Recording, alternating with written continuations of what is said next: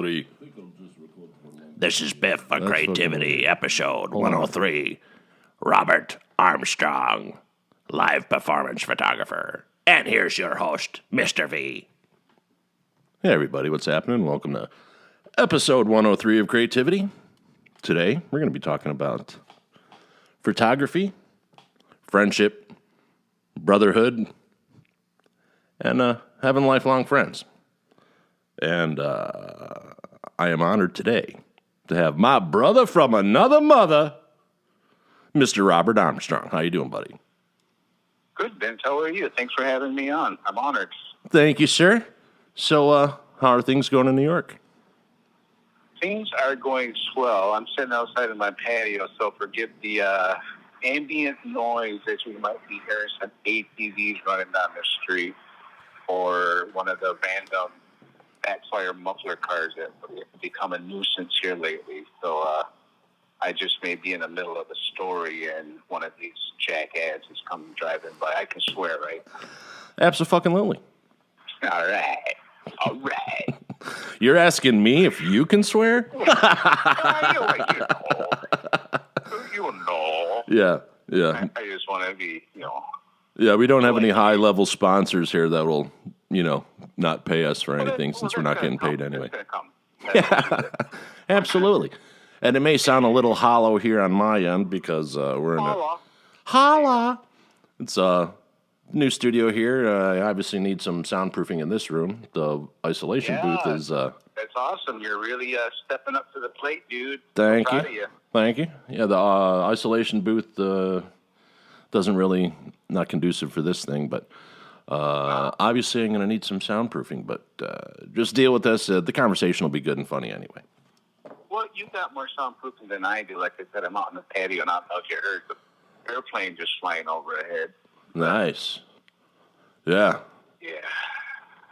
So speaking of airplanes flying overhead, so you've never been to the 9/11, what is it called there? Is it the light? There are two, I don't want to call them reflecting pools. I don't want to be politically correct. Right. But, yeah, I've been there. It's near the World Trade Center. They initially called it the Freedom Tower, and I actually made the mistake by posting a picture from my office window of the Freedom Tower. Somebody was quick to correct me. It is not the Freedom Tower. Right. So, of course, I had to go on Google and check it out. He was right. It's actually called the World Trade Center. Huh. But I've taken my sister down there. She came out for her birthday a couple of years ago and gave her a quick tour. And we went over to the footprint of where the towers actually stood. And that's where the, quote-unquote, reflecting pools were. Yeah. And they had a memorial all around. They had everybody's name that died that day engraved in the marble. So it's something to see, that's for sure. It always amazed me about that is all the photographers that live in Manhattan around that area, not one image of anything bad appeared. Oh, yeah? I don't mean to sound, there was no debris of someone being injured that you saw on, they kept it off air. You didn't see, if this was like Vietnam, you might have seen, or World War II, you might have seen. You mean the live feed? No, just in people documenting. Okay. I distinctly remember that day when I got to the office. I used to tune in to the radio station. I used to be in the engineering department for the radio station cable broadcasting network when I was back at that time. And I was listening to the morning DJ for a station, and he's like, "Oh my God, this is what's going on." And so I'm listening intently at what he was saying, and he actually was on the verge of tears. You could hear it in his voice. So as soon as I got to work, everybody had it on the monitors, and it was just something like so surreal. And I don't know, I don't remember who the reporter was, but he was close to, probably a little too close to the towers. And the second tower, I should say, because I think at that time the first tower had already collapsed. But you would hear banging. I'm like, what the fuck is that banging noise? And no sooner did I, say that, he had mentioned the banging behind me that you hear are the people that are jumping out of the windows. Holy shit. And it's just like, I'm like, wow. Yeah. And like I said, it was that distinct that you could hear a bang. Right. And, like if somebody's throwing things out of the windows. Well, they were throwing themselves out of the windows. And it was as soon as you said that, I'm just like, wow. I remember that like it was yesterday, because that's how much it impacted me. Yeah. Hearing that. And it was crazy. Well, I mean, even on the news footage that we saw here, I mean, they did show the footage repeatedly of people, right. Taking flight and ending it on their own term, which, right. That in that situation, I totally get it. Mm-hmm. But because of all that they repeated showing the planes flying into the towers, you didn't see people in rubble. You didn't see... Right. No, you're right. That is what I'm saying. The fact that none of those images, because as you know, how many photographers live down there, how many people have real expensive cameras. It's not a cheap place to live. So you had and digital photography was a thing. Not as big as now, of course, because it was 2000 or 2001. But it just amazed me that none of that showed up.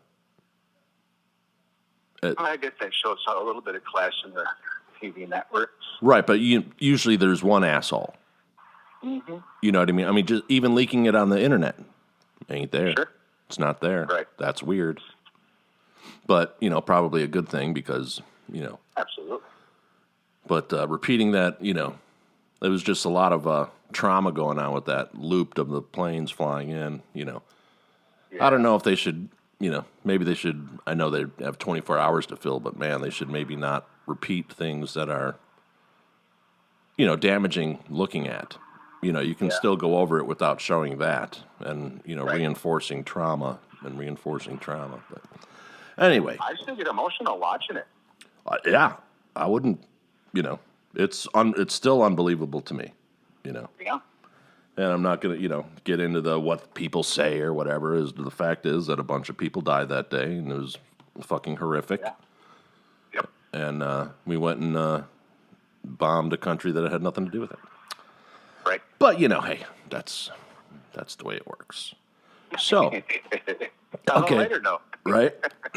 Okay, so live performance. So starting out as a kid, what drew you? Has this always been something that you've been interested in? I don't recall it ever being an interest, but when I look back, I had those Instamatic 110 film cameras, and you had your little flash cubes and stuff like that, and I think there was a lot of excitement about taking your little roll of film and having it develop, but I have absolutely no idea whatever happened to my rolls of film, whatever happened to the images that I did when I was a kid. But it's just really weird that when I reflect, being a kid, whether I was 7, 8, 9, 10, it seemed like I had 3 or 4 cameras. I had a Polaroid. I think we all had Polaroids when we were kids, but it never dawned on me until I went to go visit my sister a couple of years ago. After my mom had passed, that she had bins of photos, and I'm like, these are all Mom's? She goes, yeah. I'm like, I never realized that she had a camera with her at all. I want to say at all times, looking at the events that she had, but I never thought of her as a photographer. So I think, maybe she was a closet photographer, but maybe that's where I get it from. But it didn't. I always had a love for nature. Mm-hmm. And I had gotten a Canon, or actually I think I was a Kodak digital camera with my first wife. And just to, fart around, and we used to babysit her cousins, our little cousins and stuff like that. And just to basically capture memories. Yeah. And then, to be honest with you, I don't remember what happened to those files either. Those are back when the internet was just starting off. Yeah. So we didn't store anything. So it's just kind of like, and we didn't really print anything out either. But it was just a passing fancy, I guess is the best way to say it. But and what about music?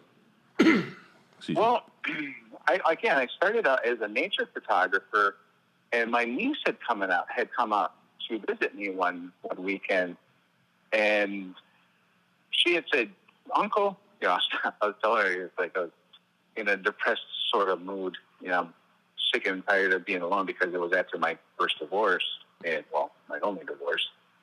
But she goes, "You need to stop thinking about women and find yourself a hobby." So I went and got a camera. I went and got a Canon L. A friend from college, you know her, Margot. Yeah. Hey, Margot. She all of a sudden we got in contact. I think it was from Facebook, and I think I was friends with Danielle at the time too. R.I.P. Danielle. Yeah. But so Margot says, "We should go on vacation sometime." I said, "Put your money where your mouth is." So a couple of days later, she said, "Hey, I got some plane tickets to go to Costa Rica. You want to go?" I'm like, "Yeah, I'm there." Yeah. Oh, and a little background for everybody. Okay, so Rob and I know each other and became friends. We went to college together with Margot and the other person he's talking about, as well as other people we'll probably mention throughout this podcast. So, we've known these people now for 30 years. So, go ahead. We know who these people are, but the people listening might not. But go ahead. Margot travels I'm so impressed she's a with. World traveler. Yeah. Travelocity should be her name because she goes everywhere. And I'm like, oh my God, here she is now. Here she is now doing this. It's admiration from afar. So good on you, Margot. Yeah, really. So, we go to Costa Rica. I got my camera, and one of the first stops, it was like a 3-hour drive from the airport to the resort that we were going to stay in. We had separate rooms, but, it was nothing like it. It was strictly platonic. Yeah. And I was just a couple of friends getting back together and getting reacquainted. So there's macaws, the red feathered macaws. And he says, these are indigenous to Costa Rica, and you will see them in the wild here, and you're not going to see them anywhere else. So I'm breaking out my little Canon L and oh, this is awesome.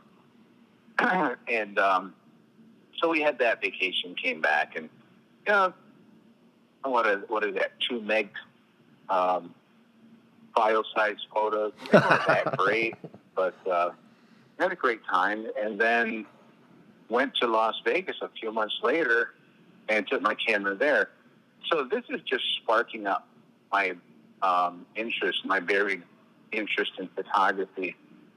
And it wasn't until a few years later, well, actually, probably 6 months later after Las Vegas, I'm out with my aunt, and she's looking, she's got this big old 100 to 400 millimeter lens, and she's got this Canon 6D or something like that.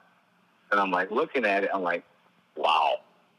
It's now that's a camera. And here I am, got this little pocket Canon L. And she takes me to this the Montezuma Wildlife Refuge out by Cayuga Lake.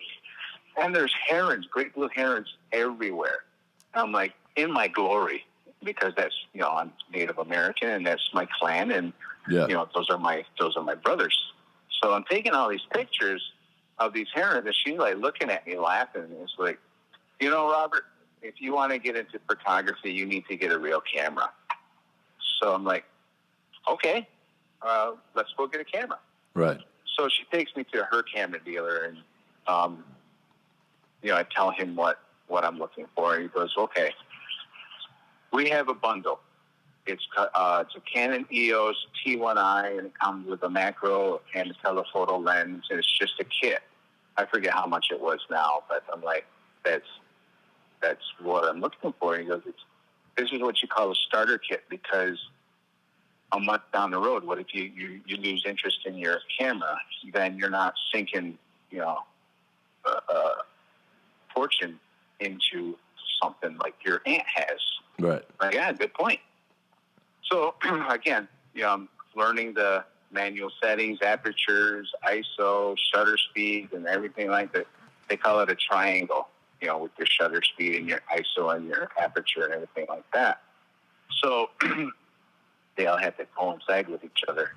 So I'm starting to learn all this terminology, all the settings. I'm learning manual. I refuse to go to auto. I don't think I've even touched auto since I had my Canon out. Autofocus. And, no. Yeah. Auto settings, everything. So started working on composition. And it wasn't until I had the same camera, the T1i, when I was the entertainment manager for the Seneca Niagara Casino at the time, and the tour manager came in, and I was like, "Do you mind if I take a few pictures of the guys during the show?"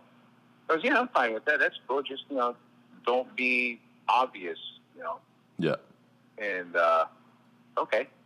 So I kind of stood up. It was a small Greek theater. It held like 475 people. And I'm just like circling around, getting different angles and stuff.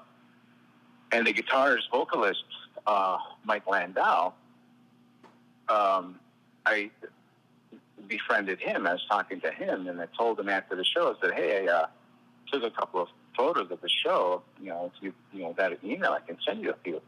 As well as that would be great. So about a month later, he texted me and said, hey, I really like that one black and white that you sent me. Would you mind if I use it for my upcoming album? I'm like, what am I going to say? No. Yeah, so the first time right out of the gate, you have an album cover. Mm-hmm. Now, to be fair, what people don't know who are listening to this, who don't know you or me, you just didn't pick up a camera then, because we used to do camera. We were both camera operators in college and everything, and we worked together constantly, and even after college. And then, when I went over to RGB Productions, hey Eric, how you doing, buddy? You were even working there. I mean, we always worked together back then, and we took all of the jobs that were available because most of the people were lazy. No offense to that. Well, who cares? Whatever.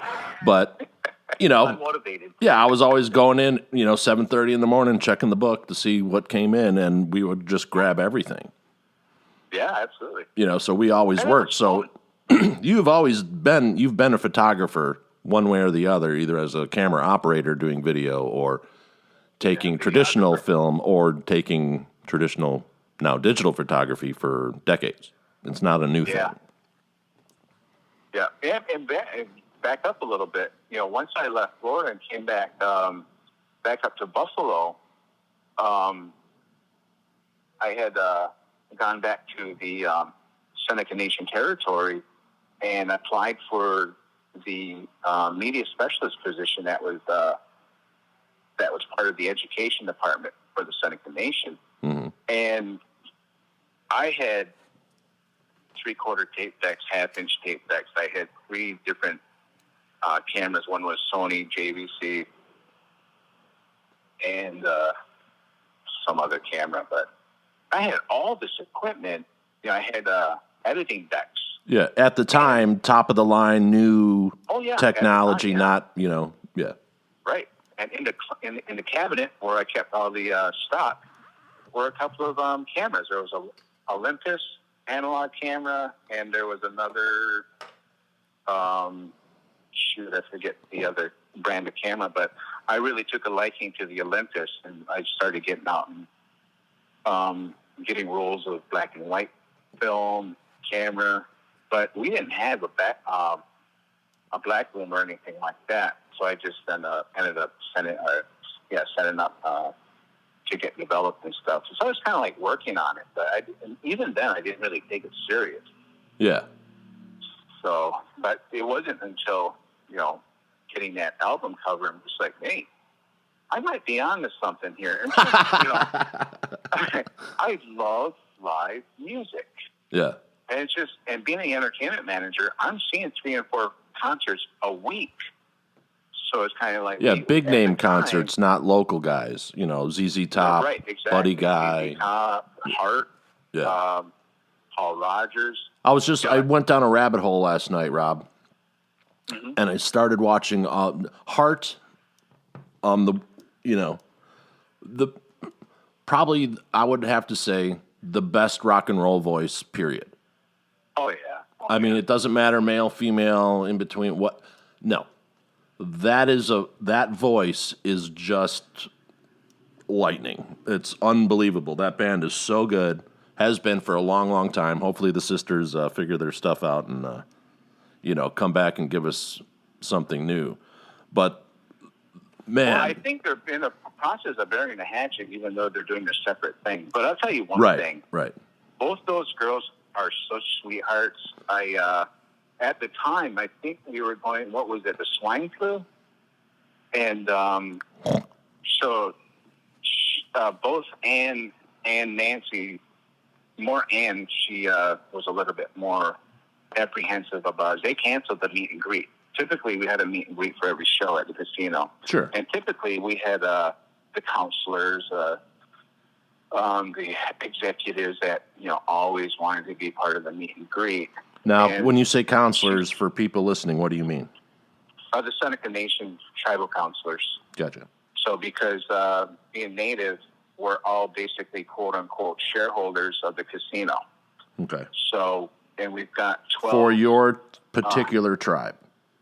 Correct. Yep. Gotcha. So we would have, the counselors that would get tickets and stuff like that. And, they'd be in back trying to get, their picture taken with the artists that were brought in. And they said no. They said, with the swine flu, we're not going to have any great. So I was talking to the tour manager, Bill Cracknell, and I said, would it be okay to get a picture with the girls? He said, absolutely, dude. So Bill, another really nice guy,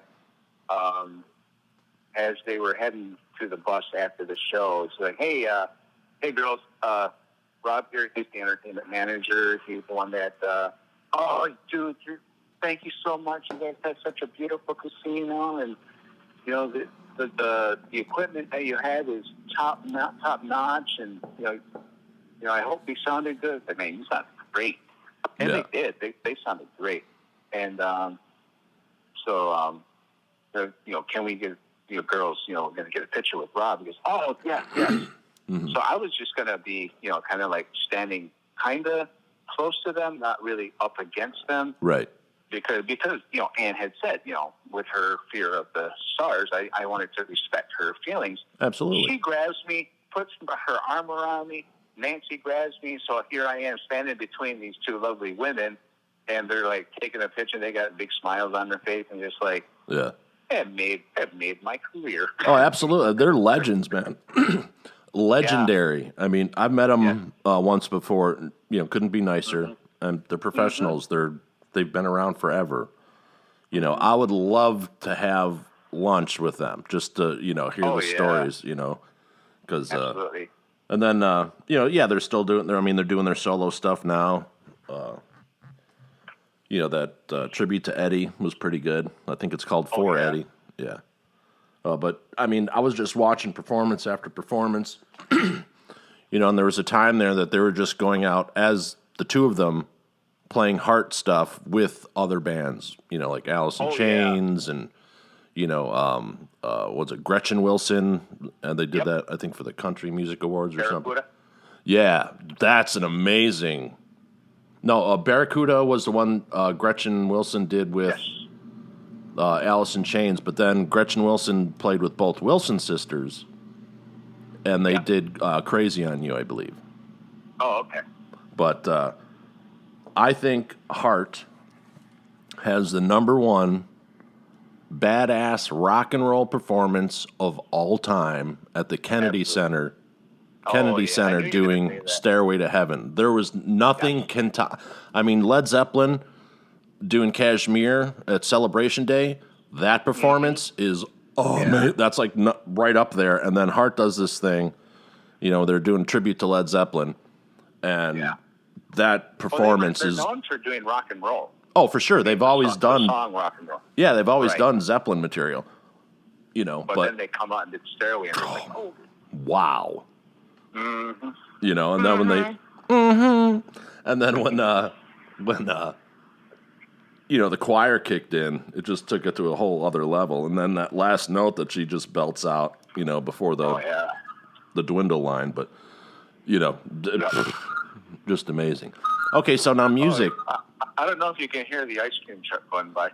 Oh, I got a train happening behind. You hear the train? I do not. Oh, dedicated wonderful ladies, a summertime sit bag. Ice cream! There you go. Hello, I would like a drumstick, please. 13, 14. Speaking of the Van Halen tribute, there goes the ice cream truck. Yep. Thanks, Eddie. Right? Absolutely. But yeah, I did that for a while, and I met my wife with the Native American Music Awards, and we hit it off.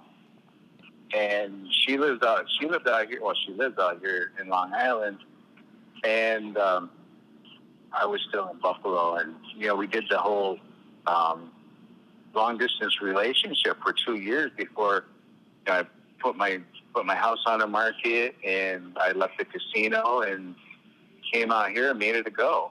So I've been here since 2012, and in doing so, I had reached out to Michael Landau from the CD cover. He goes, "Oh yeah, I when I come to New York City, I play this little jazz club called Iridium, which is legendary." It is. They call it the house that Les built, Les Paul. Yeah. And so I come check it out, and I was actually surprised at how small it was, but the people are amazing. Yeah. Now, for people listening, you go to YouTube and look up Zakk Wylde, Mississippi Queen, that he does with the Les Paul Trio and him playing acoustic guitar. Another amazing performance. So playing there is like almost playing for the president, as far as it's up there. It's like a mecca. Yeah, it's what kind of gig would you call it? I mean, you don't play there for the money. You play there for the prestige. It's a prestige gig. It is. I guess you really could say that.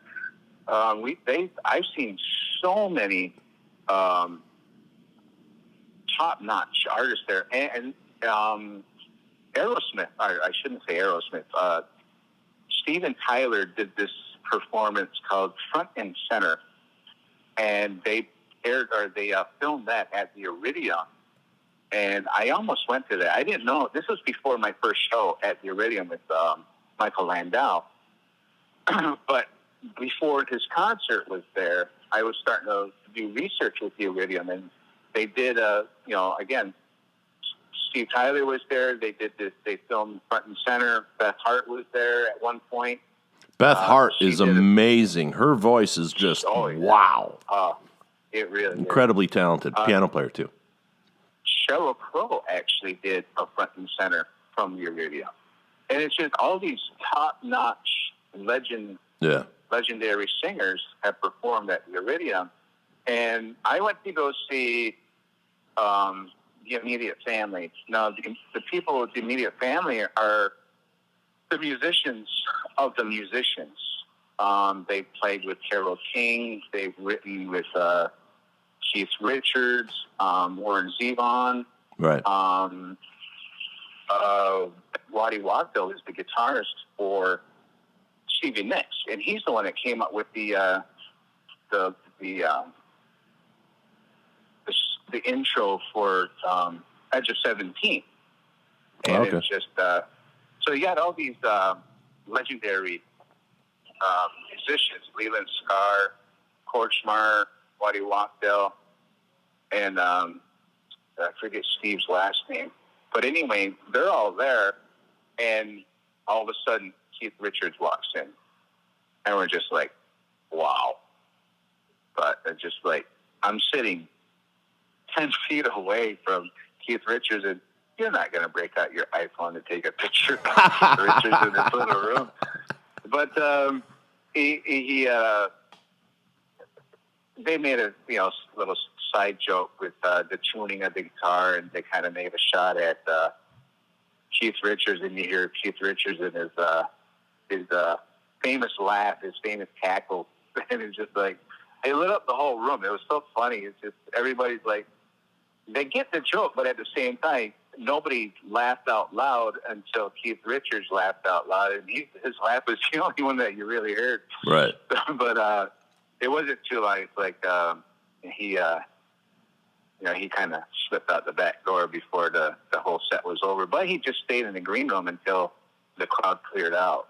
But yeah, this is like, again, the house that Les built. Yeah. So it's just like, I love going there. It's just taking my camera, and that's where I learned that, this is the place where you can actually hone in your skills as a photographer. So it's not just the talent, but the lighting is great. It only holds approximately 170 people, so it's not a huge room. Right. Yeah, Viper Room in Hollywood's very small, too. I think it's like 200 people, 250 maybe. Oh, yeah. Yeah, that's where we did Johnny Cash American with, it was just Johnny on acoustic by himself for the first time in like 35 years, just performing by himself without his band. All the awesome. All the music royalty, showed up. It was amazing. I wound up doing the lighting and stuff, and he was nervous, and everyone's like, don't talk to Johnny. And I'm like, yeah, okay, right. I'm dressed in all black. And I had gotten this gig because I had worked like 40 days straight or something. And someone calls me and they're like, hey, I'm like, dude, I just worked 40 days straight. And he goes, well, you want to get in the camera department? So here's a camera assistant position. He goes, it's Johnny Cash. I'm like, what? I'm like, you don't even have to fucking pay me. I'm like, I'll be there, So did that. So anyway, Rick Rubin's there. We have a small crew of like, beyond the producer and the director, we have like 4 people. So I'm doing lighting and assistant camera, shooting black and white. And so everyone's like, having a huddle before the show. And Johnny walks right through everyone, right to me, and he goes, hey, Vince, I'm a little nervous. You mind having a beer with me? Yeah, of course. And the producers are going, go, go. I'm like, yeah, no shit, go.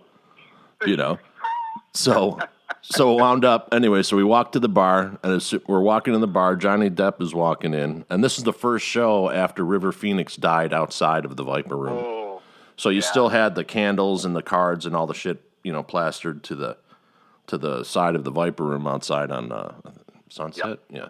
And, so in walks Johnny Depp, and Johnny Depp is from South Florida. We went to school in South Florida, and the people before Lewin, who would hand out the jobs, the lady before her gave Johnny his first modeling gig at her rock and roll store because he was a musician first before an actor.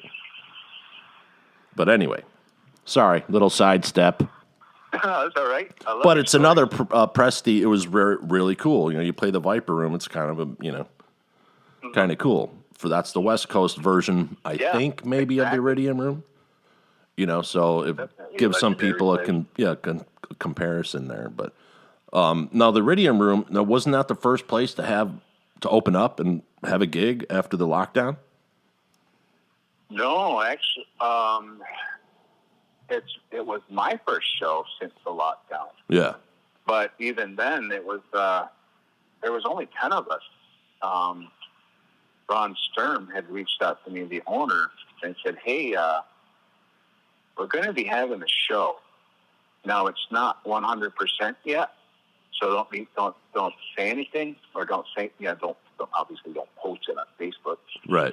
But he goes, "I'll get in touch with you, but you're invited." Oh, okay, cool. Nice. I didn't know at the time, right? Who the band was going to be, but my buddy Jim had called me up and said, "Hey, did you talk to Ron?" I said, "Yeah." As a matter of fact, Ron had invited me to the Iridium on Friday. He goes, "Did he tell you who it was going to be?" And I'm like, "No." He says, "Oh, it's going to be Alex Skolnik Trio." I'm like, "Oh, no way." Right. Now, and tell people who Alex Skolnik is if they don't know. Alex Skolnik is a legendary heavy metal guitarist for Testament. Great band. He's got the white streak of hair. It goes down, and killer sound. I love his sound. Aside from his playing, but I've been following Alex since probably the Low CD from Testament. Yeah. And I saw him up in Buffalo at a small club, and they just tore the roof off. Chuck Billy, right? The singer. I always get confused his name with somebody else, I think. But they were just, I went to go see Alex anyway. Right. But he actually sat in with, there's that car I was telling you about. He actually sat in with Sabotage after Chris Oliva had passed away. Yeah. And then that's how he got connected with the Trans-Siberian Orchestra. So they started, I think he did 2 tours with them. If not, I definitely saw him on one of the tours. Right. I don't know if he did any more, but I definitely saw him on one tour. Yeah, and a lot of people don't know that Trans-Siberian Orchestra is basically an expansion of a metal band. Yes. Of Sabotage. Yes, that when we were in college, that's when the brother passed away. Yeah, they were huge. Hall of the Mountain King. Great voice, great players, great songs, and no drama in the rags back then in Circus or Hit Parade or any of that. But once his brother passed away in a car accident, he stopped performing. Right. Yeah. He was writing songs. It took it. Yeah. Yeah, it took him a while before he came out with his own, I guess, solo stuff. Oliva Circus. Yeah. But for the most part, I think he's retired. But he was. He still runs the organization for Trans-Siberian. Mm-hmm, the family still runs it and stuff, but he does perform here and there. But yeah. Yeah, and from what I understand, he lives out here in Long Island. I haven't dug any information, or I didn't do any hounding. I'm not that much of a goofy. Right. Now, the Alex Skolnik Trio, is that a jazz setup that he does? Yeah, the funny thing is, I never heard of them, and my uncle had mentioned, you ought to check out Alex Skolnik Trio, or his jazz stuff. I'm like, what do you mean his jazz stuff? He goes, he takes these covers, or he covers these classics, like Dream On, and, he named a couple other songs, and he does a jazz twist to them. I'm like, no way. So obviously I'm going to go to YouTube and check out his stuff. And I'm just like, wow. I had no idea. But he's actually going to be, I reached out to him the other day. I had introduced myself. I had met him a couple of times before, but I actually gave him my business card at the Iridium and had a small conversation with him. So I reached out to him the other day, and he's going to be here on Long Island at one of the clubs that I go to with Metal Allegiance. And they change up their line, I wouldn't say frequently. Now, Metal Allegiance, is that where they work? They work with young talent as well, right? Yes, they do. And that's the thing. I thought Russell Allen was the lead vocalist for Metal Allegiance. And maybe he is on the first album or a couple of songs. But when Metal Allegiance is going to be out here, it's going to be with Alex on guitar, and they listed the other kid's name, but I can't remember. Mike Portnoy's going to be on drums. Yeah, and they did a cover of "We Rock" by Ronnie James Dio. That's amazing. Yeah, exactly. And it kind of seems like it's one of these bands with, hey, who's in town? Who's not on tour for the next 3 months? Okay, we're going to do yeah, you're right. Yeah, we'll do like 10 gigs, and each guy gets 4 songs from the band that he plays in. All right, cool. Yeah. That's kind of like what it is, right? Like, I think they're only doing like 10 shows. Yeah, but that's kind of like the setup of it. Yeah. Because they have one in Vegas, a band in Vegas that does that. There's one in L.A. I forget the name of them because, age. Yeah. But like in L.A., there's a bowling alley that you go to. People show up. Big name Slash will show up. I mean, they were going to... hilarious. Yeah. At this bowling alley, they had to shut it down. The fire marshal shut it down because... they were going to do a reunion of the Eat 'Em and Smile band from David Lee Roth. Steve Vai was there, Billy Sheehan. Yeah, everyone. Yeah, Craig Bissonette was there. And they were going to do a reunion of the DLR band. Or, I shouldn't say DLR band. The Eat 'Em and Smile band. DLR was Johnny Five with David Lee Roth. But, yeah, and then, of course, they couldn't do it. The one show people have been waiting forever, and he was going to do it at a fucking bowling alley. That's fucking great. Mm-hmm. No matter what you think of, whatever people think of Roth, the dude he's a freaking legend. Best front man, in my opinion, of the time. You're right. He never was a great vocalist, never said he was, but he's an entertainer, Sammy, great singer, great entertainer. Not taking away anything from any of them, but, that would just Jimi be... Hendrix. Yeah. Not a good vocalist. Right. And guitars. Yeah. Yeah, it's amazing. Yeah. Right. Great storyteller. Hey, did you?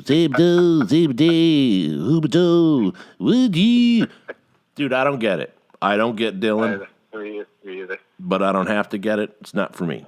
Don't get it. Nope. Exactly. Yeah. I mean, the people that he birthed, I get. Like Tom Petty. Amazing. That guy was an incredible songwriter. Absolutely. And sound.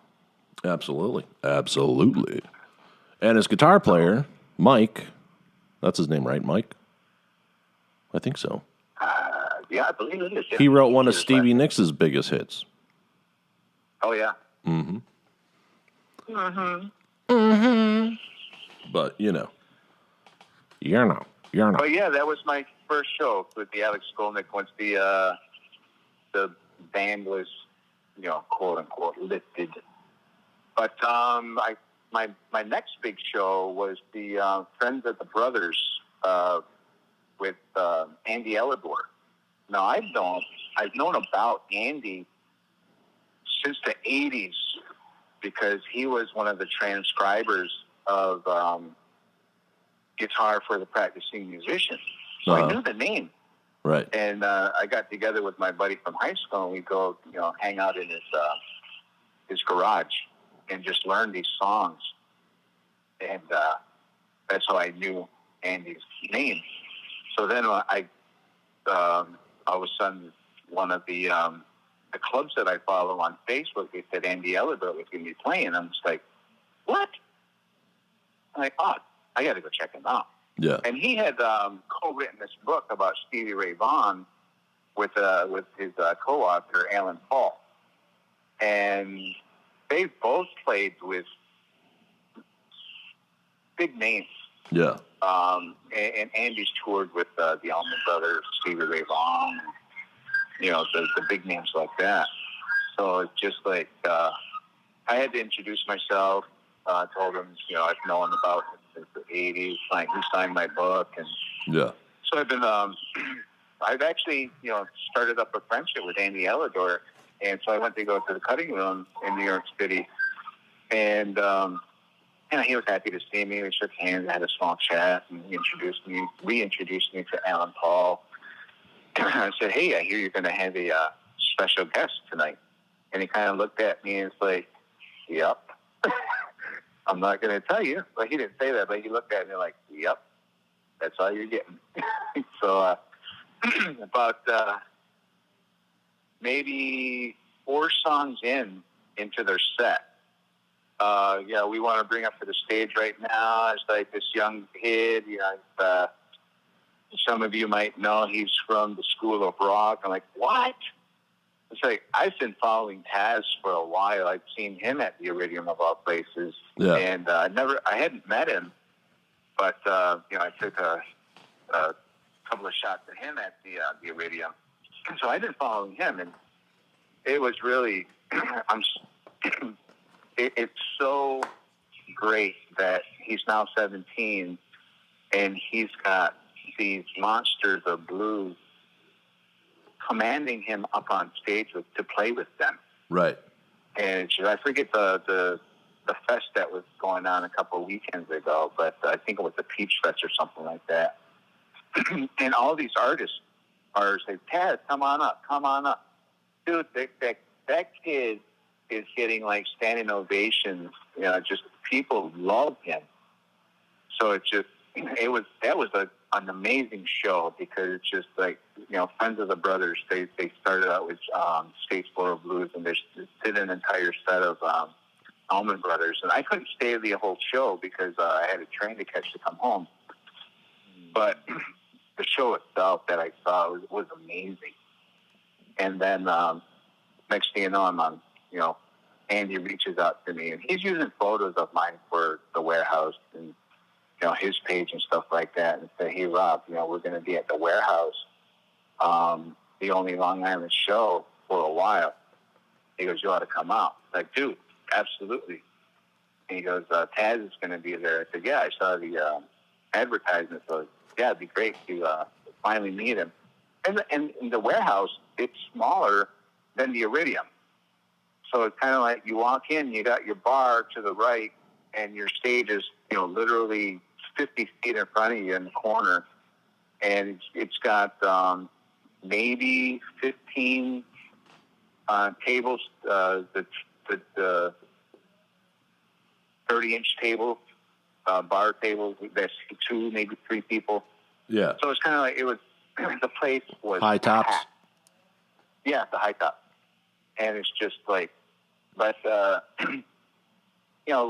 I got in, they were still doing sound check and everything. So when they finally got done with sound check, the doors had already opened.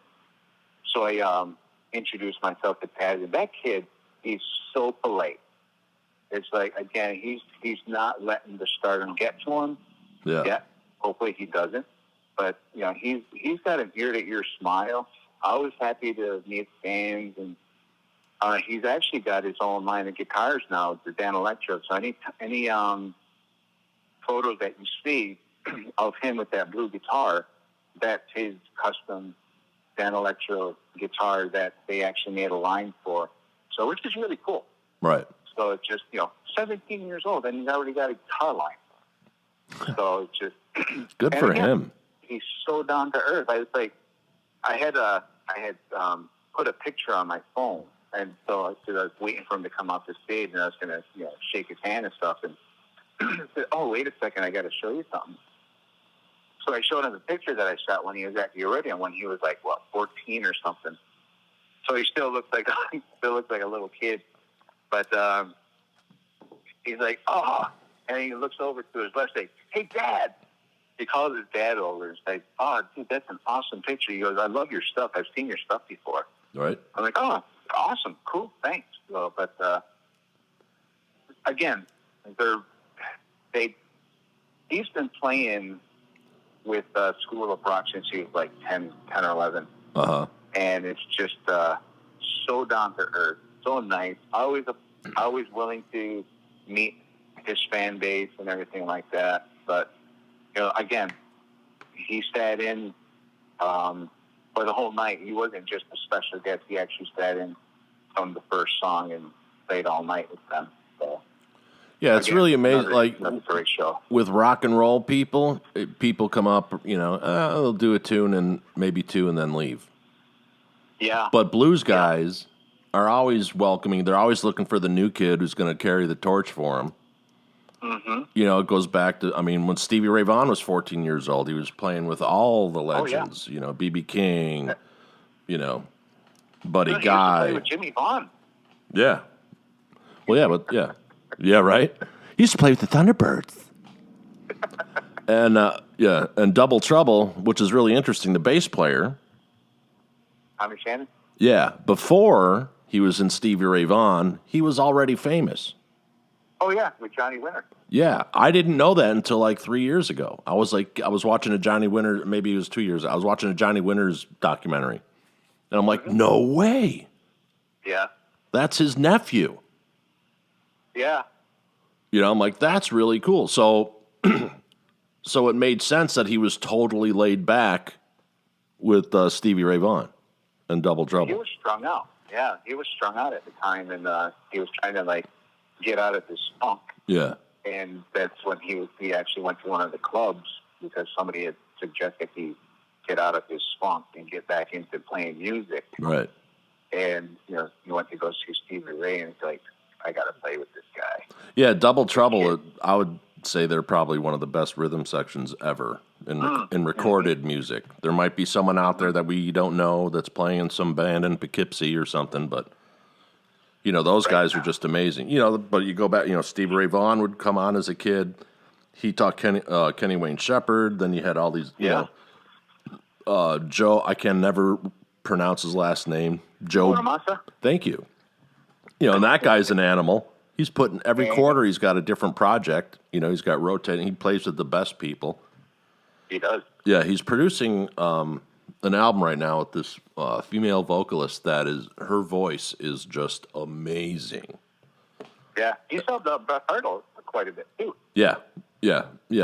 Jeff Beck took a liking to Beth Hart, and she had some issues, that she worked through. Which, when you're a creative person, that's why you're a creative person, because you're trying to work through some type of shit.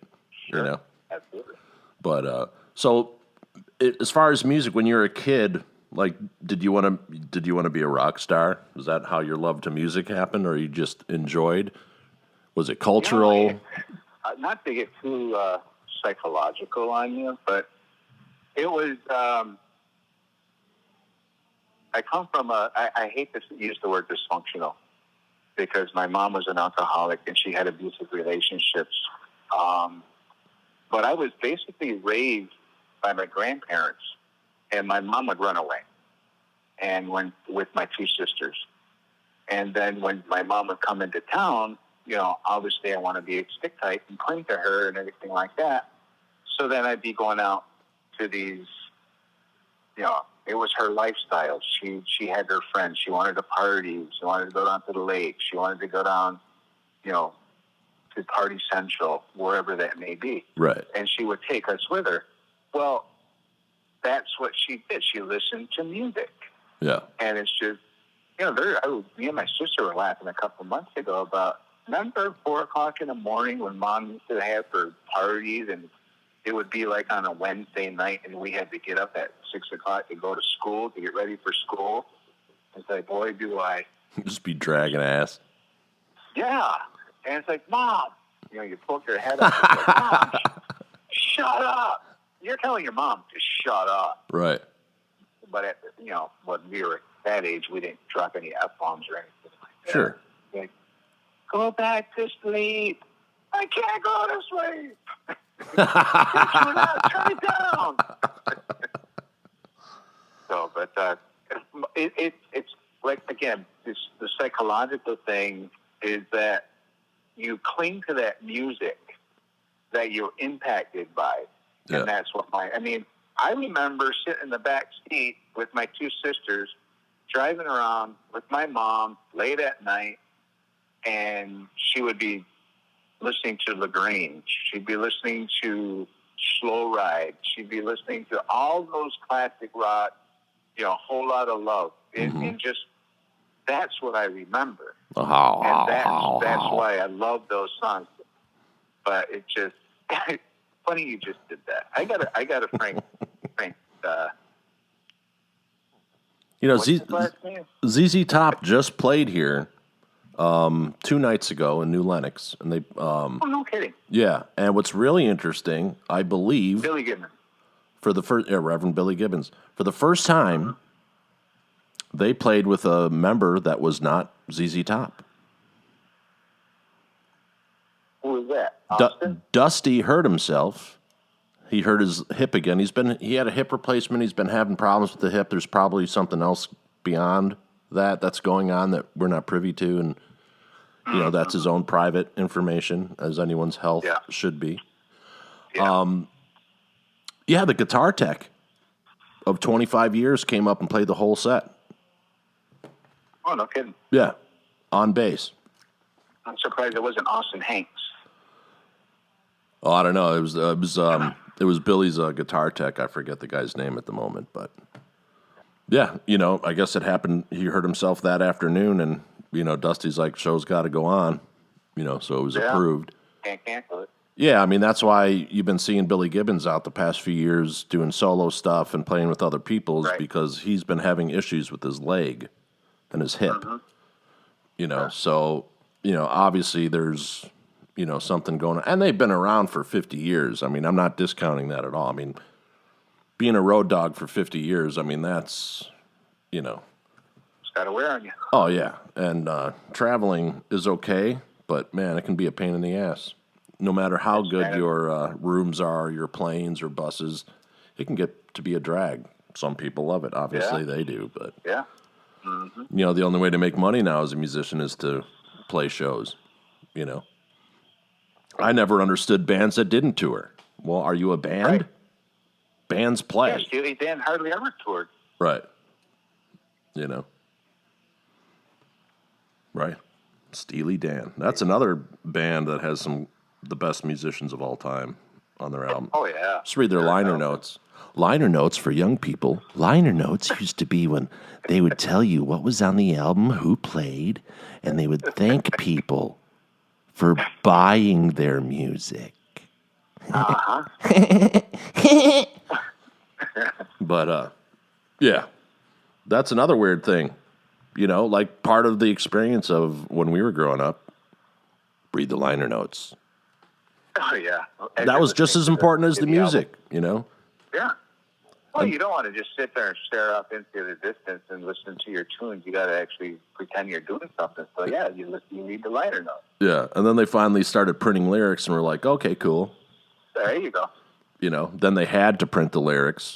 Then that kind of turned into a drag because they had to. Yeah. But, the whole PMRC thing, that was right when we were in college in the middle of everything. Yes, sir. Al Gore and his wife in the PMRC. Scary stuff in music. It must be the devil. It must be the devil wanting you to listen to that heavy metal music and that acid jazz fusion like Frank Zappa. Yeah, meanwhile, all these people at their parties are doing more blow and all kinds of other drugs than the rock and roll guys could ever get their hands on. Or at least not worry about being arrested for it. But yeah, that whole thing wound up being goofy. Still is. Yeah. And, it was, did you go with me to Club Futura? Sounds familiar. That's when, remember 2 Live Crew was threatened to be arrested? Yeah. I didn't go to that show, but I remember that. Yeah, Sheriff Navarro was, yes. had threatened this rap band from South Florida, Wayne Campbell and the guys from 2 Live Crew. And Luke Luke Campbell. And he was always great in interviews. The guy was smart as a tack, man. Come after him. Watch him destroy you. Very good. Thank you. So they threatened, if you sing that song on stage, we're going to arrest you for, what was it? It was some stupid arbitrary definition. What was the word that they used? Public indecency or something like that? Yeah. It's like, dude, So of course, this is pre-Kid Rock. This is when rap was just becoming prominent as far as, MTV Raps had just started. And, so all these rap bands were coming up. Grunge was appearing. Metal and the hair bands were falling to the wayside. And, I don't think Aerosmith didn't come out with Run DMC doing Walk This Way yet. That was before that. So it was... Yeah. Anthrax. Oh, yeah. Did that rap tune, I'm the Man. That was kind of the first thing. So... That Body Count. Right. And that was, So that was, Body Count was like 91, 92, I think. Yeah. And, but it was interesting because metal guys and rap guys didn't hang out together. It wasn't racial at all. It was. They just played different types of music. Yeah, it was. Yeah, and it was it was philosophy. Like the people who played in bands, who played instruments, and who took lessons for 10 years, or who didn't take lessons for 10 years and sat in their room and learned. Yeah. They had a different view. We thought the rap people were editors. Because all they're doing is taking producers. Right. So, taking other people's beats or music and everything and changing it up a little with speed or whatever, or cutting it differently. They were just editing and then adding. They weren't singing, they were rapping. So, it was confusing because it wasn't for us, apparently, or we didn't get it, or we didn't get it yet. But what we did get was that they were performers trying to play what they, we didn't agree with what they were doing, and as musicians, not that we didn't like the music, because we did. Or the beats? Yeah. It was, so we show them, so all the metalheads, not all, so this is a small club, maybe fits 500, 600 people in there, if I remember correctly, if you jam them in there. Well, 1,500 metalheads showed up. And basically blocked the police for a little bit so they could play. Yeah. And that was the coolest thing because it was about the right to perform and music, even if it wasn't your genre. People came out to say, let them play. Yeah. I just think that was a cool thing to witness, but, It is. Absolutely. Mm-hmm. Were you at the show? Did you go to that show with me and Diana where we got locked in because they ran out of beer? It was Ted Nugent.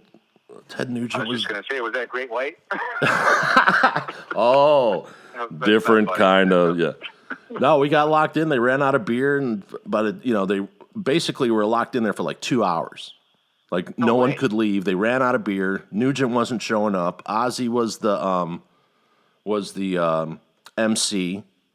And it was, it was crazy. People were going nuts. And when they finally let us out, there was like 100 Miami cops on horseback, and there was cops fucking everywhere. It was fucking bizarre.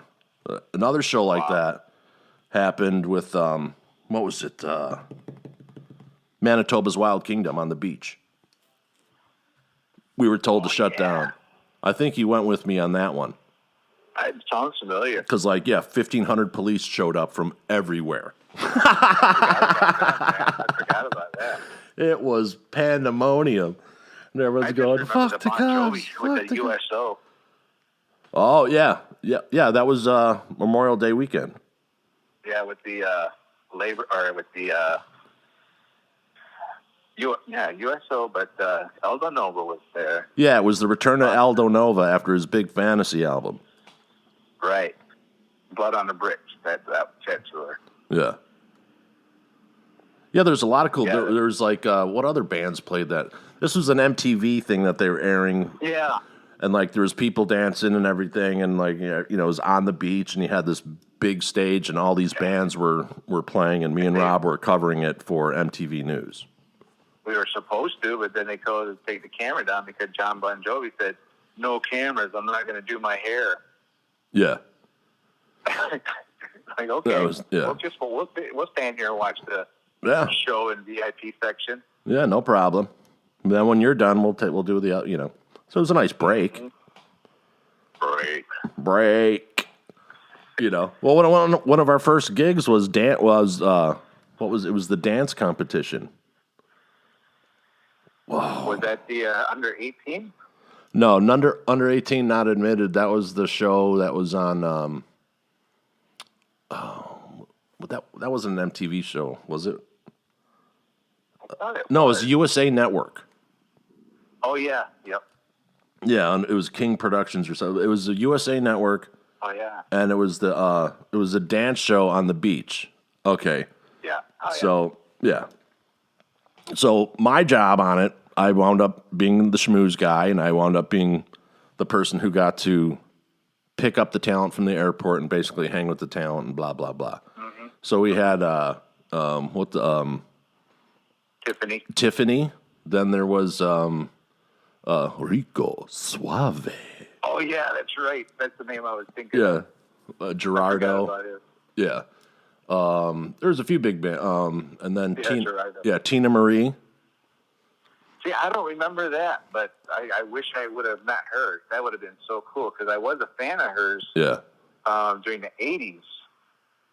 Yeah. And I really would have. Really yeah, wish I would have met her. Yeah, and she was a background vocalist for Super Freak. Rick. Oh yeah, Rick James. Rick James. Yeah. Rick James. Yep. Yeah. Yeah, I became friends with her. But yeah, that was interesting. She was cool. Mm-hmm. I heard good things about her. Yeah. And then what was really funny, okay, people, so you know how you're working hard and you're doing everything, and there's this one asshole who will pop up who's a real dick and thinks he knows everything and he won't listen to anyone? Okay. Dude, I'm right here. Shit, God damn it. But, so this is kind of funny because this is one of these guys who's like an upperclassman, and, it was a fucking rock and roll school. Fuck off with your bullshit, with your upperclassman shit.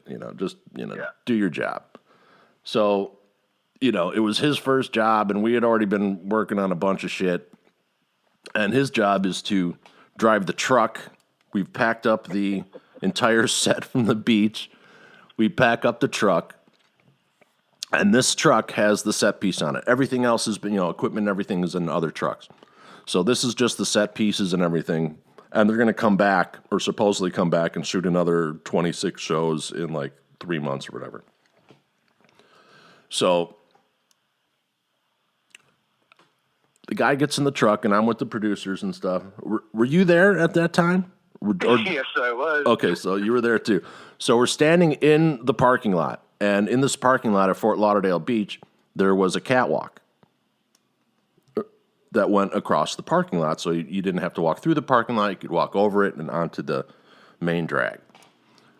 So you can see it's clearly marked on the bridge, clearance 12.5 feet. And so we tried telling the guy driving the truck, the dick, who's the upperclassman guy, this blonde guy. I don't even remember his name, but I don't either. So we're like, hey, you might want to. He's like, shut up. That's great that the ice cream truck showed up at that exact moment. Yeah. Yeah, a lot of people like ice cream in here. your. The walkway was art, though, wasn't it?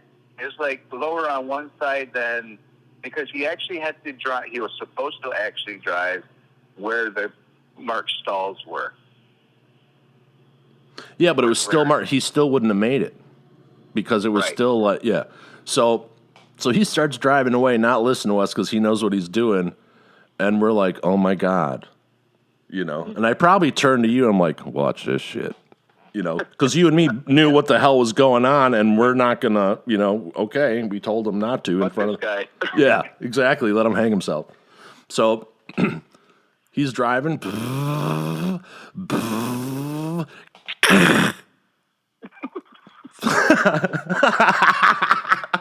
Peels off the top of the truck, and it's fucking jammed underneath the fucking catwalk. Oh, that was fucking great. My ride's here. Yeah, well, I guess we'll be seeing you later. Nice working with you guys. See you at the hotel. Yeah, exactly. See you at the after party. But yeah, that was a cool gig. But it was weird, like walking up and down the beach. We high-fived each other too. Oh, I'm sure we did. Like, because this guy was just like being a dick the entire time, and like he was mad at us because me and Rob got the better gig of the show. He was king shit at Turd Island. Right. Exactly, and not a fart to blow. And you and me just were easier to get along with, and we didn't cause any bullshit, and we just wanted to work, so we got the good gigs, and we were there on time, and this guy was he was one of those people who deserved it. I deserve this. Uh-huh. But that was fucking hilarious. There's a lot of funny shows that we had worked on, like Sunshine. Yeah. Hot Mess Society. In the army. Makes me happy. Was it you or was it, it was you, that we went down to the ballroom dancing? Yeah. And then you're like... That's what I'm talking about, the dance show. That's the dance show that I meant. Yeah, it was, who was the guy, the famous movie dancer guy?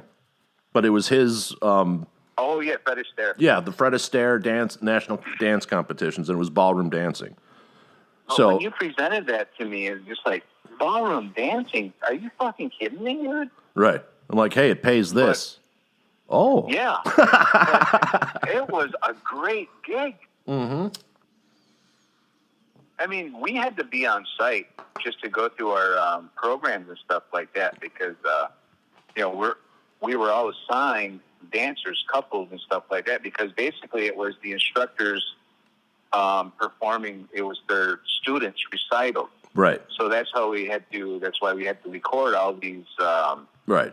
And we say when Rob says recital, it's not a small. This was in a huge venue. The Fontainebleau. Yeah. Grand Ballroom. Yeah, huge venue. These people are dropping probably $10,000 on their outfits. I mean, it's they were not messing around, and. Man, what a great way, because we were still in school at the time, but it was a great way to, this is back in the day of individual videotapes. We just couldn't pause it, and make another file. It was physical. Had to label all our tapes with all the dancers. And right, stuff. And because they would buy that. To our program. Yeah, and they would pay for that, and so we, so you might be covering 45 people that day. Mm-hmm. Oh, shit, 308's coming on. Go find 308. Yep. You didn't have a lot of time to mess around.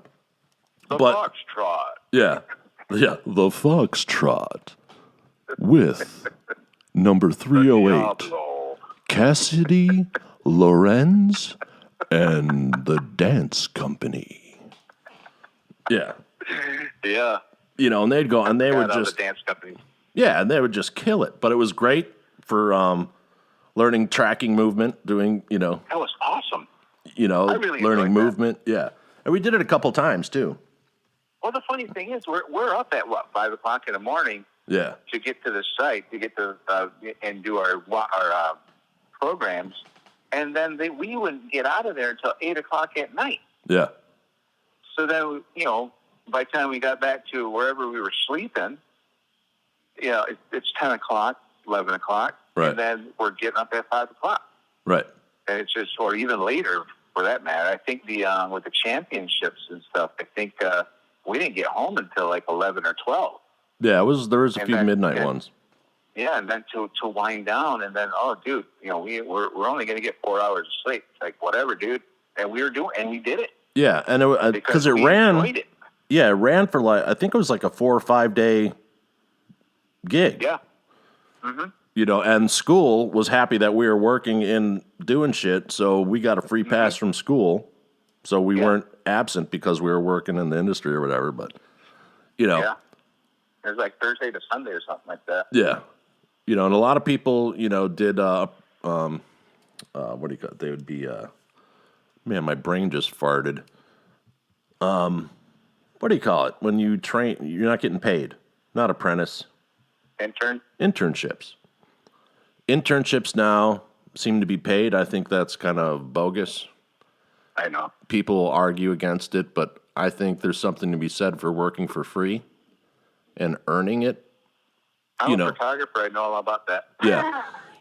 Like if you give them a stipend, if you give them a stipend, like $100 a week for gas or whatever, that's cool, but don't pay them.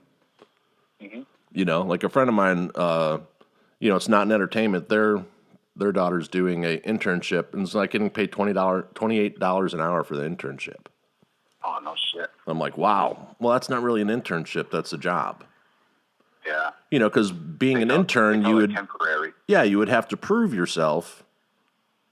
And if you weren't offered a job by month 3, that means your internship usually ended, because they didn't hire you or they hired you. I did 4 internships, Yeah. Just to see, like, oh, I don't know about casting. I'm going to go do an internship at a casting house. Okay. Mm-hmm. I just think it's a good thing for people to do, but it's a learning experience. Times have changed. Absolutely. Pepperidge Farm remembers. But, So as a kid, then you started playing guitar, right? No, I was playing guitar when I was 12. Yeah. But, and the teacher knew, he was a good teacher. It's just, that $25 guitar was just a piece of shit. And you can't learn. I know a lot of people have their own opinion about how they learn and stuff. Oh, that would be great for finger exercises, build up your finger strength. No, not when you're 12 years old. Right. It's just, I wish I had the guitars now, with the low action and stuff, on how to play and how to learn. But, right. No, I started that, and that was just, I've always had the mentality when it came to my guitar playing, when it becomes too much like work, I don't want to play.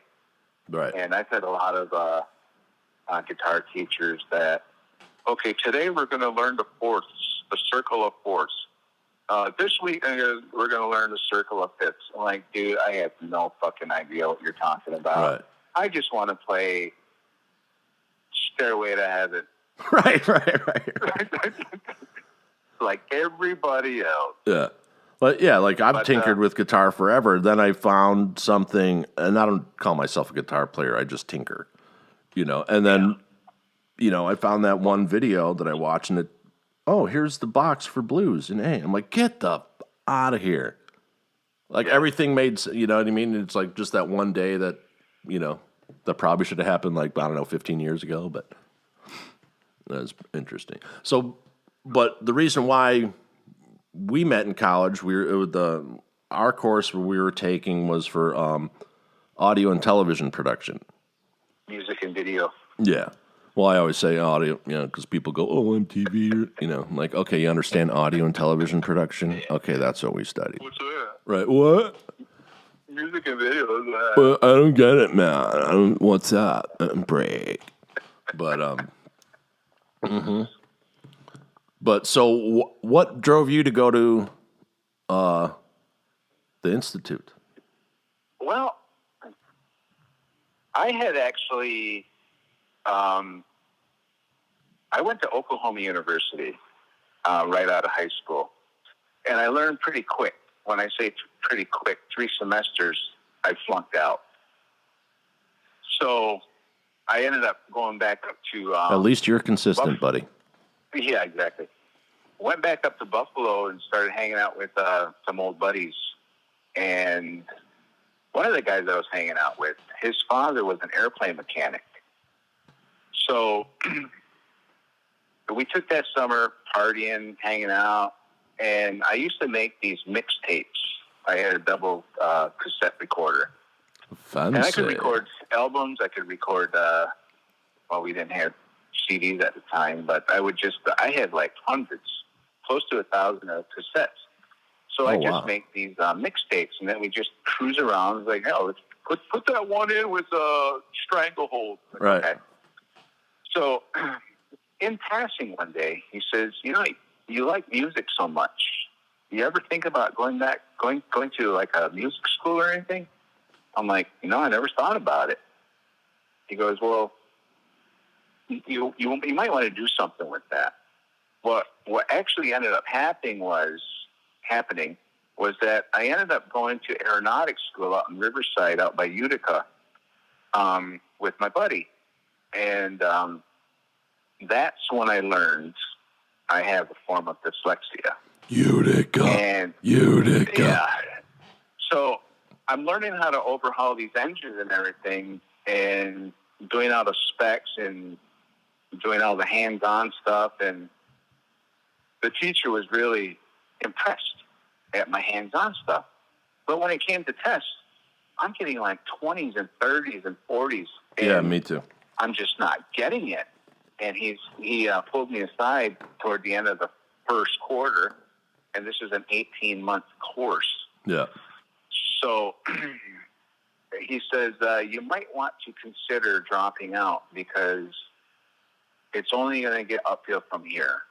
And in 15 months, when you sit there and you're taking your 300-page FAA license exam, I don't think you're going to be doing very well. Because it might just be a waste of time for you.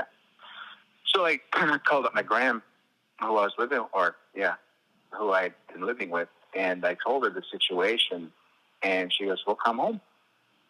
So I ended up going home, and it was a couple of days later, my sister had reached out to me, my sister Michelle, and said that she was living in Olathe, which is south of Kansas City, Kansas. Mm-hmm. And I'm like, well, I ain't got nothing else going on. Right. So I did that, and I stayed there for maybe 10 months or something. And I wasn't doing anything but getting in trouble. It was just, I was working at a sheet metal fabrication company, and that wasn't working out. And I went to a glass framing company where all you're doing is striking and cracking glass all day. And I'm just like, what am I doing? And my buddy Pat, who I had already mentioned from high school that I used to play guitar with, he had just gotten out of the service. So he calls me up and says, hey, I'm moving down to Florida to stay with my sister. Why don't you come down? I'm like, I'll be there next week. Right. So I packed up my shit, packed up my car, and headed down to Winter Garden, Florida in '89. And I farted around there for a while. And after a month of staying with Pat and his sister and her boyfriend at the time, they said, yeah, I think you need to start looking for your own place. I'm like, all right, I got it. No problem. I outstayed my welcome. So I ended up moving up to Kissimmee, and I rented out this room. And my landlady had nothing. The only amenities that she actually had was a washer dryer. She didn't have no cable or anything like that. So I'm like, listen, do you have a problem with me like signing us up for cable so I can actually watch TV? She says, no, that's fine. Don't worry about it. So I ended up getting cable, and I'm watching MTV, and all of a sudden this ad comes on, this commercial comes on about the Art Institute of Fort Lauderdale. I'm like, what is this? So we didn't have internet back then. Right.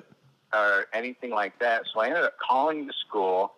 I talked to the Bursard registration office and inquired about what's going on. So she sent me a brochure. I'm like, you know what? This is really cool. I was like, maybe I should take my buddy's advice and go get something into music. I didn't know the schools like that existed. Right. So that's how I ended up down in Fort Lauderdale. School started, January 1st or 2nd, like that. Yeah. And my girlfriend at the time, she drove me down there, unloaded me. She must have stayed maybe an hour. We walked around the campus, and or I should say the dorm. And an hour later, she's on her way out. And I'm just like, wow, this is like the first day of the rest of my life. And that's how I ended up hanging with you and getting back into music and video. And, you know, I really, even at that time, I had no idea what I wanted to do. Yeah. I was walking the hall one day, and, you know, I did have an interest in audio. And Ed Michelle, as you know, is the engineer for Hotel California. He's the teacher there. Yeah. And he won 5 Grammys. He won 5 Grammys with the Eagles. Yeah, yeah. So he pulled me aside in the hallway one day, and I didn't even know he really knew me. I think I'd met him maybe once or twice because my roommate Eric was buddies with him. Right. So he says, so you're going to be attending my audio honors group, right? And it wasn't even a question. It was kind of like, right. I'm like, wink, okay. wink, nudge, nudge, not a mine. Exactly. I guess I am. Yeah. So I thought I was going to get into audio engineering and stuff like that with a teacher like Ed Michelle. Mm-hmm. So, you know, even now it's like there's classes like he had me actually tutor or sub for him one day because he had, as you remember, he had that Sierra, the little red Sierra that he had. Yeah. And apparently he had to either go get the car out of the shop or take the car into the shop and the garage was closing or something. He's like, Rob, I need you to teach my class today. Right. I'm like, okay. I said, what are they doing? Because all they're doing is just, you know, putting sound to the board. I'm like, oh, okay, no problem. Yeah, I used to sub for the video class all the time. Yeah. And it was just weird that why are they letting students sub teach the class, you know? Like one teacher's like, you know everything, you're way beyond everyone else, so why don't you know, can you teach the class for me tomorrow? Oh, okay. That's so funny. Yeah. But yeah, he the funny thing is he took us down to it wasn't Criterion Studios, it was the other studio that they used to go. And apparently there was a band that was recording in Criterion, so we couldn't go there. So we ended up going to the other studio. And here I am looking to learn in a professional studio. Yeah. And he says, you know, he's asking questions, and he said, shut up, Rob. Ask a question, shut up, Rob. And I'm just like, I'm here to learn, man.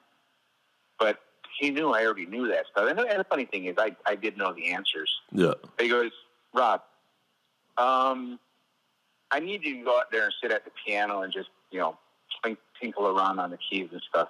I wasn't even allowed to basically sit in the class and learn from the maestro.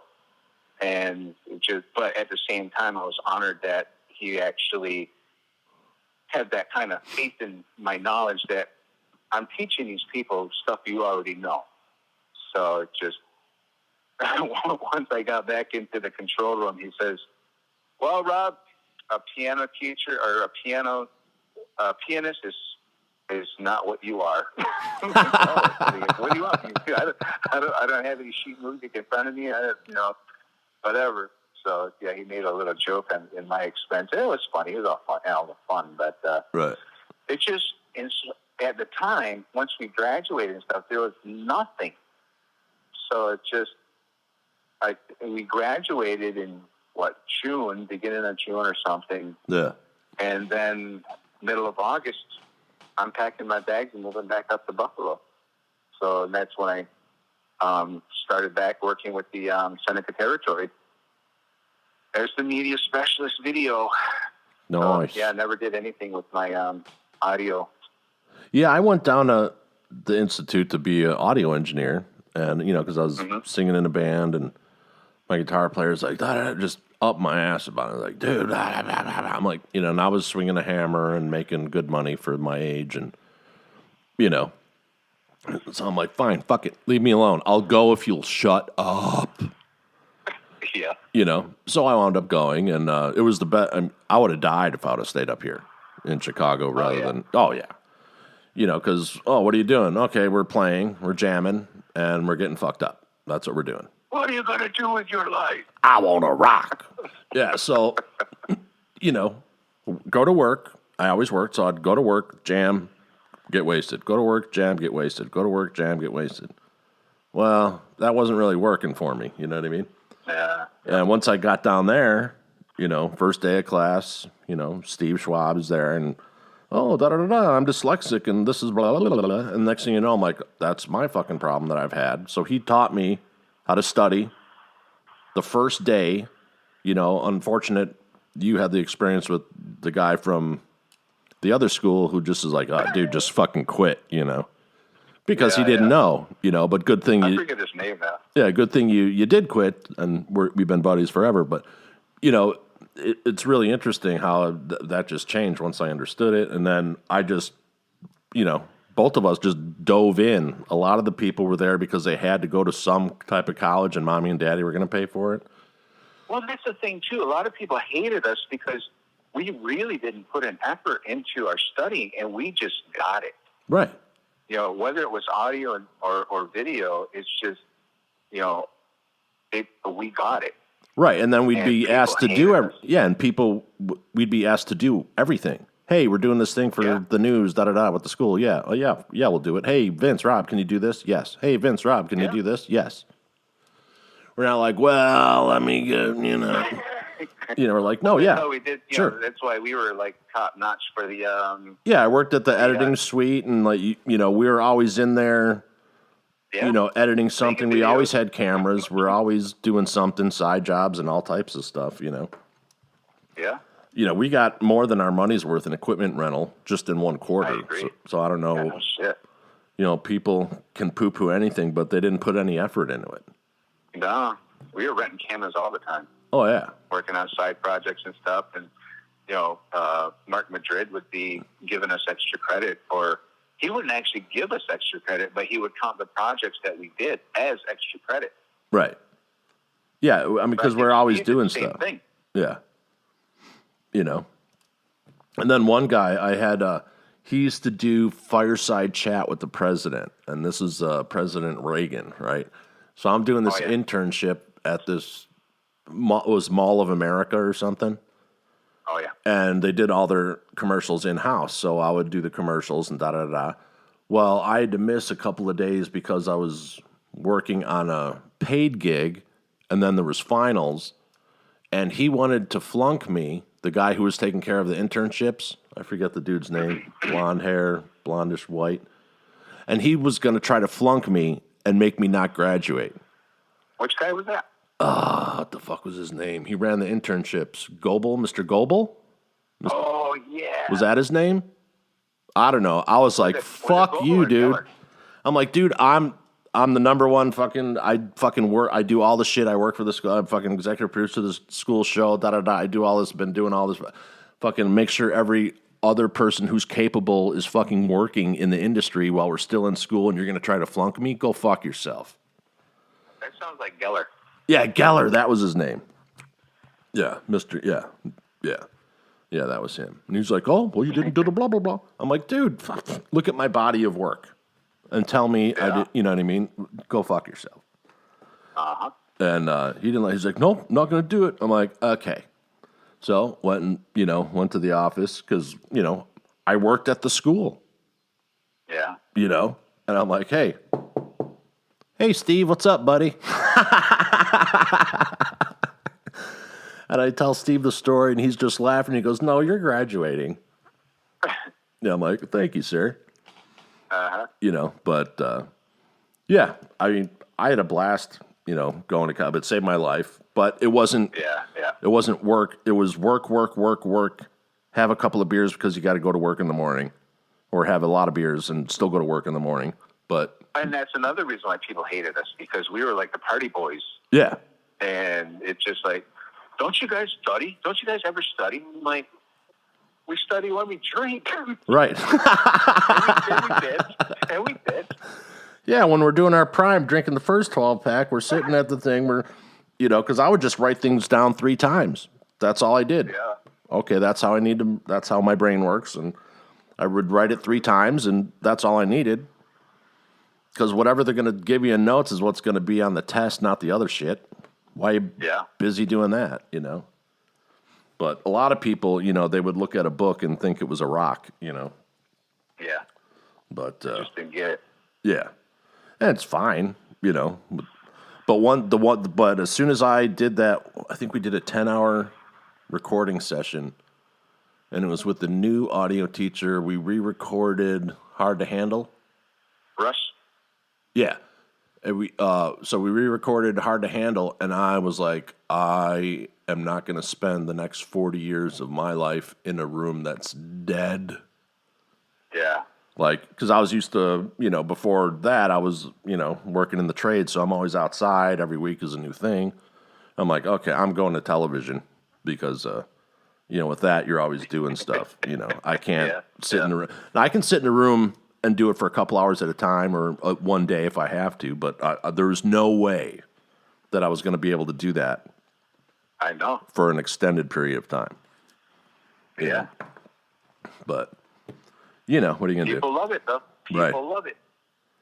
Yeah, and then... it's not for me. Right. Then after school, it was 6 months at... an additional 6 months at RGB. And then, then Brian, her buddy Brian. Hey, Brian, what's up, buddy? His cousin was executive producer of the Wonder Years, and he's like, hey, I might be able to get you a job as a PA on the Wonder Years. I'm like, really? I'm like, okay, cool. So I packed up my car, whatever fit, and I gave everything else away, and I had $500 in my pocket. And me and my brother drove across country to L.A. I didn't get the job, but I was in L.A. Oh. So then I was driving. My sister lived in San Diego, so I was driving every day from San Diego to Hollywood looking for work. Yeah. And then I signed up with this place. It was two women from Chicago who were commercial producers, and they opened up this thing where they'd kind of like an agency. You pay them a fee, and they'd get you gigs. And basically, my first gig was on the Oscars, working for the editor who did all the clips, Chuck Workman, and then I went on from there at the effects house and blah, blah, blah, blah, blah. Yeah. But, you know, okay, so Rob, you have a new, how do people find you on Facebook, for example? Well, if they want to check out your work. I just created a portfolio, which I'm pretty much done tweaking. You can check that out at www.robarmstrongpix.com. That's my portfolio. You can also find me at Long Island Sounds on Facebook, which I really haven't really been doing anything with. But you can also have a blog, longislandsounds.org. Long Island Sounds with a plural.org. And my website is robarmstrongphoto.com, which has basically a complete gallery of all the shows that I've done over the years. Basically since I've moved out here to Long Island. But I've been out to Buffalo and I've covered the Native American Music Awards as their official photographer for a few years. So I have a couple of galleries of them as well. Those are the three main... Now, can people buy prints of your work? Yes. That is on the robarmstrongphotos.com, which is actually hosted by Smug Mug. And you click on any image that you like, and it'll give you the option to buy the print. So, and obviously the prices are dependent on the size and matte, gloss, metallic, canvas, all that stuff. So that's all listed there. Now, let's say someone's doing a gig or some type of function in Manhattan, Long Island. What areas do you work in? My footprint for that is basically all the clubs that I can get into here on Long Island. Mulcahy's, which is a great place because they have good lighting. The Paramount is great lighting. I wish I could do every show at the paramount. So for people, let's say there's some people coming in, they're performers, and they want some live images taken. Will you work outside of Long Island? Like, do you work downtown New York? Do you work in Manhattan? Do you work? Yeah, I do a lot of stuff in Manhattan as well. My office is actually in the financial district in Manhattan. So if there's something that, if there's a show that night, whether it's the Cutting Room or the Iridium, I've done some work at the Highline Theater. Well, it's not there anymore, but I did Eric Johnson at the Highline. And there's other venues that I've been looking to get into, but I just haven't been there. City Winery, they have a new location, which I haven't been to. But Sony Hall, actually, our next couple of shows, I hopefully will be Buddy Guy. He's always great to photograph. Yeah. And, I just put in a photo request for Diego El Segala, who's I don't know if you can consider him a flamenco singer, but they do. My wife Rose was actually doing her flamenco lesson last night, and her instructor had Diego on his music. So just like, oh, okay, I guess he sings flamenco, but he's going to be performing at the town hall in October, so I put in my photo request. It's a little premature, but I just wanted to touch base with the manager and you're not genre specific. So if there's a new venue coming out and they want someone to start snapping some pics, maybe offer a photography pass, or if someone wants to hire you, more importantly, if someone wants to hire you for these type of images, how do they get in touch with you to do that? There's a contact page on my portfolio that you can just email me. On which website? The RobertArmstrongPics.com. Yeah, that's my main portfolio right now that has all my information. Okay, so someone can go there and email you to book you for work. Yeah. Right on. Absolutely. Cool. And whatchamacallit, there's a couple of artists right now that are actually inquiring about availability. It's funny how they ask about availability and not cost. Obviously a great thing. Hey, are you available for half a sandwich for... Yeah. And I do travel. As a matter of fact, next weekend, August 6th, I'm going to be shooting Grand Funk Railroad at Del Lago Casino out in Waterloo, New York. Nice. So Bruce Kulick is playing lead guitar for them, correct? Bruce Kulick, yeah. Yeah, from Kiss. Yeah. And he's been with them for 20 years now, right? I was just going to say, back in, I think he did some solo work after he left Kiss in 96. Yeah. But yeah, he's been with them for probably 20 years. Yeah, he was always a cool guy. Same with Max Carl, if not longer. Max Carl used to be this singer for 38 Special. Yeah. And but he's the one that had, offered me the gig. Right on. So, and then obviously with Don Brewer, the drummer, he's like him and the other guy's the only original member. I always forget his name though, but Don Brewer and the other guy, Don Brewer's the drummer. So it's gonna be a killer show. Excellent. Yeah, I was just listening to some Grand Funk. I saw pictures of the venue, so hopefully, I shot them once before at the Niagara Casino, but I had my T1i and my shitty 300 millimeter lens, the kit lens, and it's cheap glass, but I took some decent photos. But I told Max, I said, I stepped my game up considerably since them days, so I'm definitely going to get a lot of killer shots with you guys. And he's like, great, man, looking forward to it. Yeah, and I also want to thank you. A couple weeks ago, a young photographer flew out to New York to take some street photography, And you went out with him. That is my youngest son, Seth, SK Photography, if you want to find him on Instagram. But, dude, that was really cool that you did that. Yeah, we had a lot of fun. We had a blast. Yeah, he's a good dude.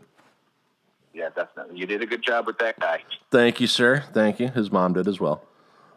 Considering, you're his dad. Yeah. Uh-huh. I know your past. Yeah, sometimes I got to go, hey, Seth, dial down the cuss touch, dude. Dial the cuss touch down. They don't get it. Yeah, he told me that, actually.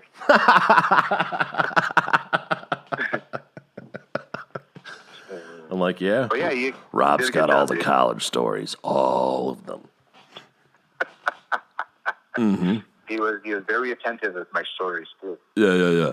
I also want to give a shout out to another one of my roommates during college, Jason Clark, who's also an audio guy, and also a friend of yours for a long time. And he's got the other part of the stories from college, So do Sheila, and of course Diana's got a bunch of stories. But Mm-hmm.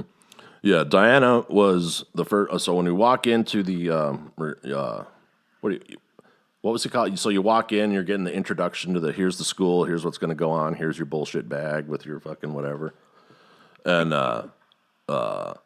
so I walk in, scope the room. Okay, rocker chick with the blonde-haired chick, and it looks like a rooster. I'm going to go sit down to her. She's wearing red and has a red hat on or something. So, yeah. But, no, Diana's very cool. And still a friend to this day, a dear friend. Good people. Good person, absolutely. And was our bartender during our heyday.